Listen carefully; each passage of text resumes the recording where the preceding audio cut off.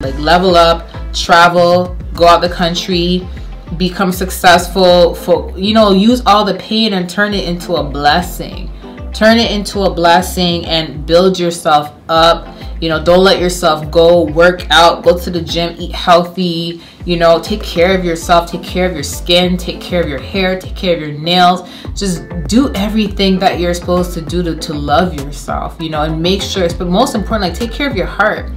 Don't let a person that didn't see your value make you turn bitter. That's what happens to a lot of women. It's like they get hurt because of one person, and then they just end up turning bitter.